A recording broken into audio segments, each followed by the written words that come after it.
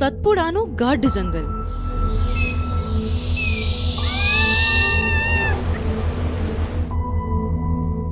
જેટલું સુંદર એટલું ખતરનાક. यहाँ पे शेर है, भालू है. वो बहुत भयंकर शेर है.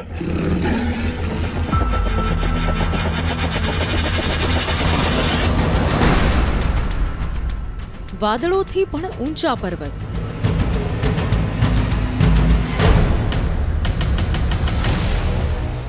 સીધા પર્વતો, ઊંડી ખીણો, દૂર દૂર સુધી માણસનું નામો નિશાન નથી.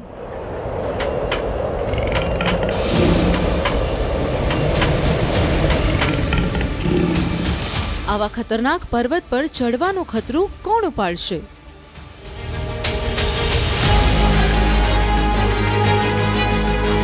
पैर के तब सीधे खाई में जान आफत में है. વિશ્વાસ નથી આવતો. આ પર્વતને જુઓ. આમાં ઉતરવાની ભૂલ કોઈ મૂર્ખ જ કરશે. આ અમે છીએ, સપાટ પર્વત પર ચડી રહ્યા છીએ.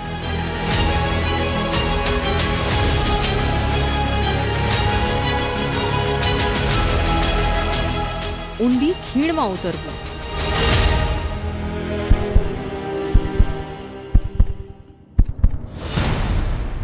इतना खतरा है, वाकई में बहुत खतरनाक है. बिल्कुल नामुमकिन है. અમે અને અમારી ટીમ ખીણની બાજુમાં એક કેમેરામેન. કેમેરાને પડતો બજાવવા માટે પકડીને બેઠેલો એક વ્યક્તિ. કેમ કે નીચે તો આ છે, હજારો ફૂટ ઊંડી ખીણ.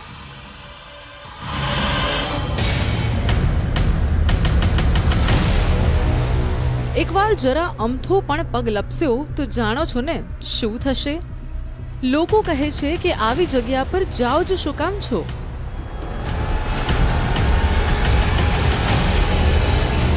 अगर हम 50 लोगों की टीम भी जाए तो हम लोग घुसने की हिम्मत नहीं कर पाएंगे. ये बहुत कठिन यात्रा है. अंगूठा रखने तक की जगह रहती है वहाँ पर. ऐसी पहाड़ चढ़ के आपको चढ़ना है. तो वहाँ पर कोई गिर गया तो उसकी बॉडी निकालना मुश्किल रहती है. પણ જે સમજાવી રહ્યા હતા તે પણ કહી રહ્યા હતા. पहाड़ों में राजमहल बना शिव का. गंगा कहाँ से आई और कहाँ लुप्त होती तो उसका आज तक कोई पता नहीं. રહસ્ય જો એક હોત તો આટલો ખતરો ના ઉઠાવત. હવે તો જવું જ પડશે. જે પણ હશે તે ન જોયેલું અને અદ્ભુત જરૂર હશે.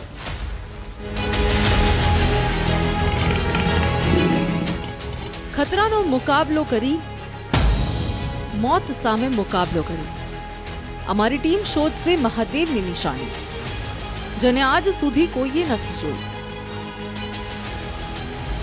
જુઓ સતપુડાનું શિવલોક. શ્વાસ થંભી જશે. કાળજું કઠણ કરી રાખો, કેમ કે તમે આજે ટીવી ઇતિહાસની સૌથી ખતરનાક સફર જોશો. આ તે શિવલોકની શોધ છે જેનો દરેક રસ્તે રુદ્ર છે અને દરેક વળાંક મોત છે. કહેવાય છે કે ભગવાન શિવે વિષ્ણુ પ્રભાવ ઓછો કરવા માટે સતપુડામાં 14 વર્ષ તપ કર્યું હતું. ત્યારથી લઈને આજ સુધી મહાદેવ દરેક વર્ષે ત્યાં જાય છે. ભગવાન શિવ ત્યાં ગુફામાં બનેલ ગુપ્ત મહેલમાં રહે છે. ત્યાં એક ખીણમાં વધુ એક ગુફા છે. ત્યાંથી ગંગાજી નીકળે છે. ત્યાં જ વિલુપ્ત થઈ જાય છે.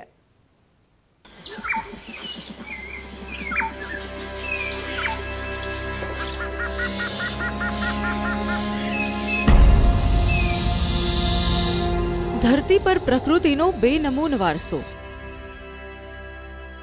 સૌથી મોટું રહસ્ય છે અહીંના પર્વતોમાં છુપાયેલી તે જગ્યા.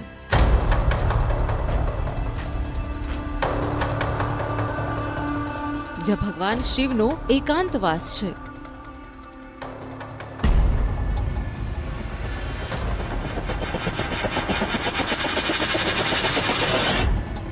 જ્યાં એક ખીણમાં માં ગંગાનો વાસ છે.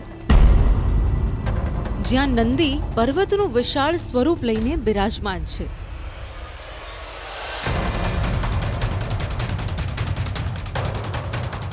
સફર અને મંઝિલ અંગે વિચારીને જ રૂવાટા ઊભા થઈ રહ્યા છે, પણ કંઈ સમજ્યા વિના, કોઈ જાણકારી ભેગી કર્યા વિના જોશમાં આવી ખતરનાક જગ્યાએ જવું યોગ્ય નહીં હોય।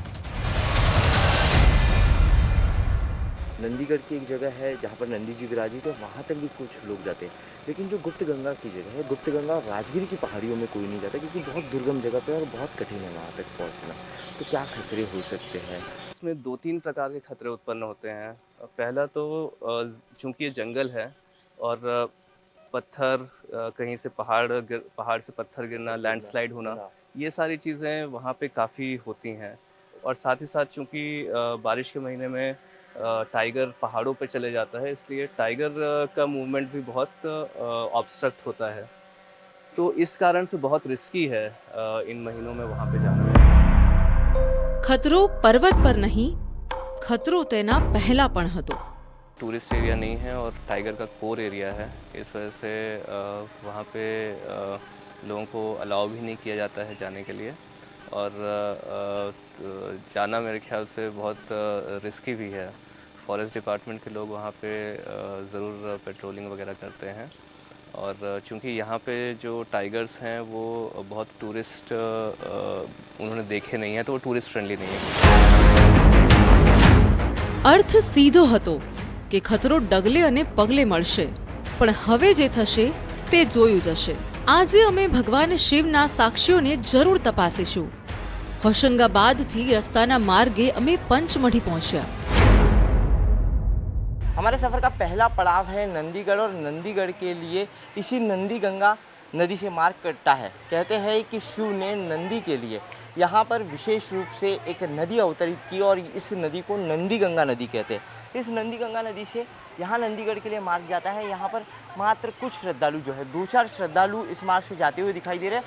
और सावन के मेले का आयोजन जो इस सतपुड़ा की पहाड़ी में होता है अलग अलग तीर्थ स्थलों के लिए, उनके लिए लोग इस तरफ से जा रहे हैं। इस तरफ सैकड़ों लोगों की लाइन है, सैकड़ों लोग इस तरफ से जा रहे हैं, और मात्र उंगली पर गिन लिए जाए इतने ही भक्त यहाँ से नंदीगढ़ की तरफ जा रहे हैं। कहते हैं नंदीगढ़ का रास्ता इतना कठिन और दुर्गम है कि सहसा लोग वहाँ पर नहीं जाते।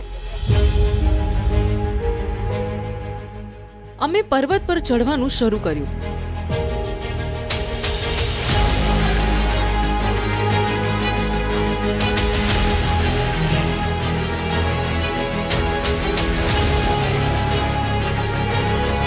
ચાલતા ચાલતા કેટલાય કલાકો વીતી ગયા।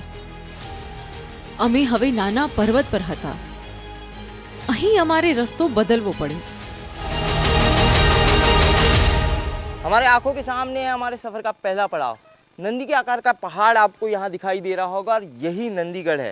कहते हैं भगवान शिव माता पार्वती के साथ सतपुड़ा की वैली में जब पहुँचते हैं तो सबसे पहले इसी पहाड़ पर नंदी जी को विराजित करते हैं, और इसी वजह से इस पहाड़ का आकार नंदी की तरह हो गया।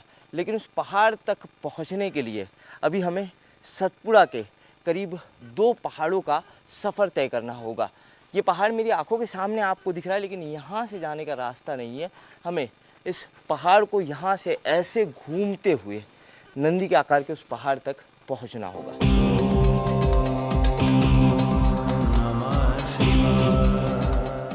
નંદી ભગવાન શિવના ખાસ ભક્ત, તેમની સવારી, તેમના દ્વારપાળ, આ પર્વતનો પૂરો આકાર નંદીની જેમ જ છે। મુખ, પીઠ બધું જોવા મળશે, બિલકુલ નંદીની જેમ। કહેવાય છે કે અહીં જ ભગવાન શિવે નંદીને છોડ્યા હતા અને તેમને પર્વતનું રૂપ લઈ લીધું। લોકોનો દાવો છે કે અહીં નંદી સાક્ષાત પ્રગટ થઈ ભક્તોનો પ્રસાદ ખાવા આવે છે। કહેવાય છે કે ભગવાન શિવ સુધી વાત પહોંચાડવી હોય તો નંદીના કાનમાં કહી દો, કેમ કે આ પર્વત સુધી લોકો જઈ નથી શકતા। માટે અહીં લોકો નંદી સામે ઘાસ મૂકી તેમની સામે અરજી લગાવે છે। અમે આ જ કહાનીઓના સાક્ષ્ય તપાસવા નીકળ્યા હતા। અમે પર્વત પરથી નીચે ઉતરી ચૂક્યા હતા। હવે ઉપર ચડવાનું હતું। સીધી ચડાઈ હતી।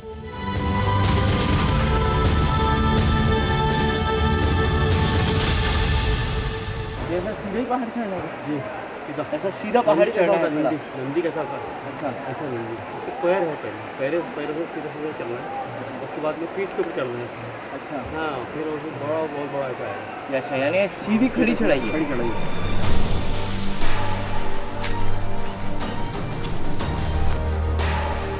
પથરાળ રસ્તો અને આસપાસ ગાઢ જંગલ.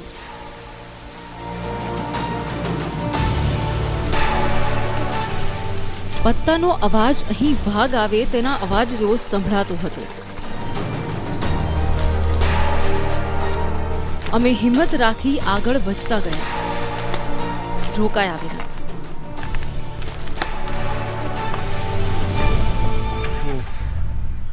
नंदीगढ़ के इस पहाड़ पर श्रद्धालु आते जाते हैं तो, लेकिन बहुत कम श्रद्धालु आते हैं, जिस वजह से इस तरीके से झाड़ियाँ पूरे रास्तों पर फैली हुई है। और इस पहाड़ की चढ़ाई बहुत थकाने वाली है। बड़ी बड़ी चट्टानें और बड़ी बड़ी चट्टानें रास्तों पर है और इन्हीं चट्टानों से होकर आपको जाना है। इन चट्टानों से चलने में आपको शरीर का पूरा जोर लगाना पड़ता है।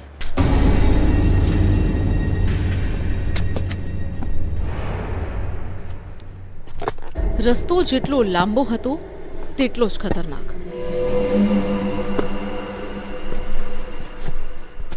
नंदीगढ़ का ये पहाड़ वाकई में बहुत खतरनाक है। देखिए यहाँ पर चलने के लिए स्पेसिफिक इतना फीट है, ये पगडंडी है और उसके बाद नीचे सीधे करीब 2,500 से 3,000 फीट की खाई है। ये सामने वाला पहाड़ देखिए, मेरे पैरेलल एक पहाड़ जो दिख रहा है उस पहाड़ को देखिए। उस पहाड़ से यहाँ से ऊंचाई समझ में आएगी कि 3,000 फीट की ऊंचाई पर लगभग हम लोग इस वक्त खड़े हैं। बारिश नहीं हो रही है, ये ठीक है। अगर बारिश होती तो बारिश का पानी जब यहाँ से ऐसा निकलता है, यहाँ पर अगर गलती से किसी का पैर स्किट हो गया तो वो सीधा नीचे इस खाई में. એવું નહોતું કે અમે એકલા જ ચડી રહ્યા હતા. નંદીના ચમત્કારને જોવા માટે કેટલાક ભક્તો પણ આ ખતરો ઉઠાવી રહ્યા હતા. રસ્તામાં અમને આવા જ ભક્ત મળી ગયા. આ લોકો નંદીગઢના શિખર પર ગયા. પોતાના સાથીઓ પાછા ફરે તેની રાહ જોઈ રહ્યા હતા. यहाँ नंदीगढ़ बोलो, आप गुप्त गंगा बोलो, राजगिरी बोलो, पूरे पहाड़ी में शिव का वास है। उन्होंने जब पूरा सागर मंथन के टाइम में जो विष पिया था उसका उन्होंने यहाँ 14 वर्ष रह के वो विष को समाप्त किए थे। उन पे कर्ज रहने की वजह से वो यहाँ पर 1.25 महीना अपना वास करते हैं, कैलाश छोड़ के। शिव के यहाँ होने के साक्ष्य है क्या? हाँ साक्ष्य है ना, स्वयंभू शिव यहाँ विराजमान है। आप जाओ नंदीगढ़ में अपने को दूर से दिखेगा, पूरा स्वयंभू नंदी दिखता है। લોકોએ કહ્યું કે પાછા ફરો, ખતરો વધુ છે. नंदीगढ़ पे जाने के टाइम यहाँ लाखों लोग आते हैं। लाखों लोग आने के बाद में इनमें से 100-200 लोग ही नंदीगढ़ जाते हैं। नंदीगढ़ का रास्ता इतना खतरनाक है, पहाड़ी इतनी खतरनाक है, छोटा सा रास्ता है, सब पकड़ पकड़ के चलना का तो बंदरों के समान चलना पड़ता है। और वहाँ पे इतनी खाई है कि अगर पाँव थोड़ा सा भी इधर उधर गिर गया तो आदमी इतना नीचे जाएंगे कि उसकी लाश भी नहीं मिलेगी। इतनी बड़ी खाई है। પણ અમને તો હજુ સુધી કોઈ ખતરો નહોતો જોવા મળ્યો. શું આ લોકો ખોટા ડરાવી રહ્યા હતા? લોકોએ કહ્યું હજુ તમે કંઈ જોયું જ નથી, આગળ જશો તો ખબર પડી જશે. કહ્યું કે જો તમે પહોંચી ગયા તો નંદીનો ચમત્કાર તમારી આંખો સામે જોશો. लोग नंदी जी के लिए चारा लेके जाते, तो चारा लेके जाने के बाद नंदी जी को खिलाने के बाद बहुत पुरानी ऐसे लोग मान्यता है कि चारा लेने के बाद भी वहाँ पे ताज़ा गोबर लोगों ने देखे, बल्कि वहाँ पे कोई जानवर नहीं है, कुछ नहीं है। इतनी बड़ी खाई है वहाँ पे कि लोग ही बहुत कम जाते। जिनके मन में बहुत ज़्यादा श्रद्धा है, जो नंदी जी को मानते हैं, वही लोग वहाँ पे चढ़ते हैं। રસ્તો પૂછી અમે આગળ વધ્યા.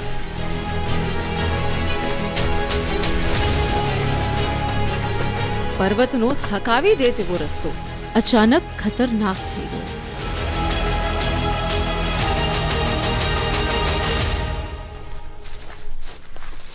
ओह, ये सबसे खतरनाक पैच लग रहा है। ऐसे ही चढ़ना है, दूसरा कोई रास्ता नहीं है। पीठ वाला पोजीशन है नंदी का। अच्छा, पूंछ वाला। ये जो है ये भक्तों ने ये लगा के रखी रस्सी चढ़ने के लिए। देखिए नंदीगढ़ की पहाड़ी का ये सबसे कठिन ट्रैक है. અસલી ખતરો તો હવે આવ્યો છે. તમને નથી લાગતું? આ ડ્રોન કેમેરાની મદદથી જુઓ. હજુ પણ નથી લાગતો? તો થોડી સેકન્ડો વધુ રોકાઓ.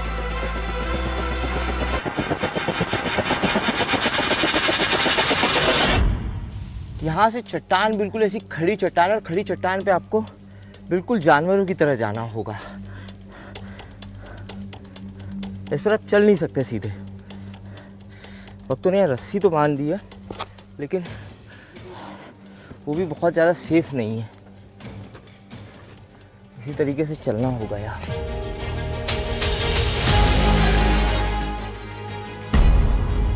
હવે જોવા મળ્યો, જો અમારી ટીમના એક પણ સભ્યનો પગ લપસ્યો તો શરીરના રામ રમી જશે.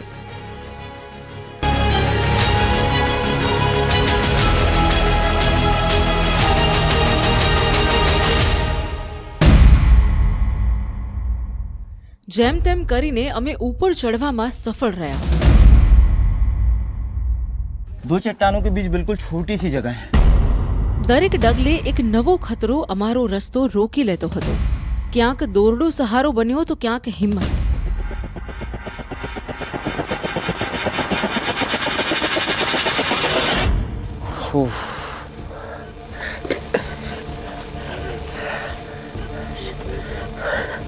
बिना रस्सी के यहाँ से आप नहीं चढ़ सकते.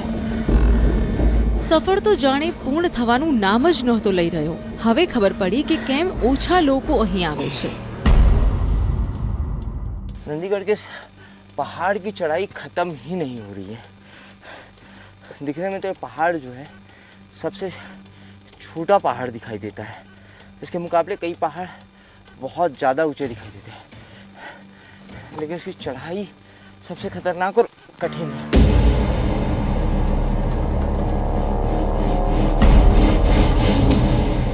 અમારી ટીમ મુકામની પાસે હતી.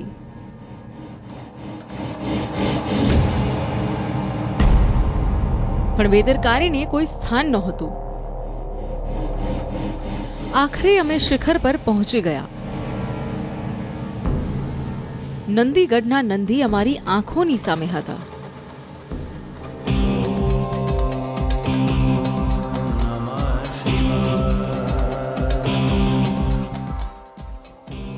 मौत फरी हारी गई. फरी अमे जीती गया.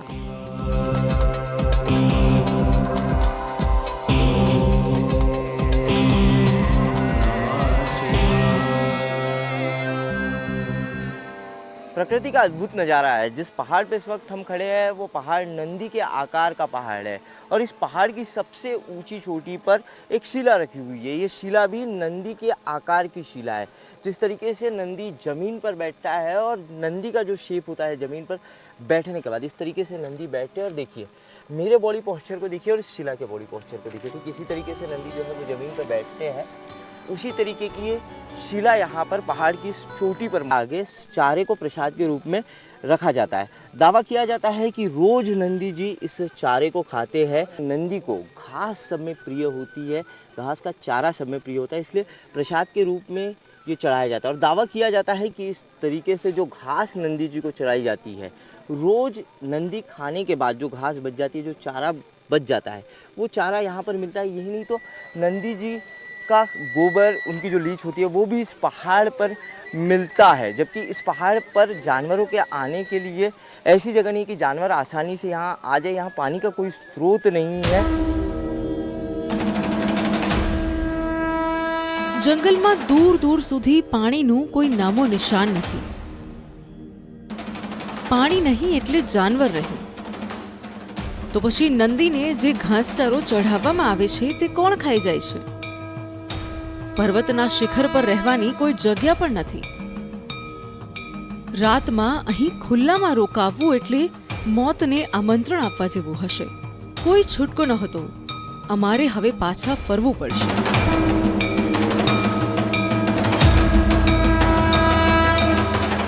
નીચે ઉતરતા બેઝ કેમ્પમાં અમને તે લોકો ફરી પાછા મળ્યા. ચાલો તેમને ગુપ્ત ગંગાની કહાની પૂછી લઈએ.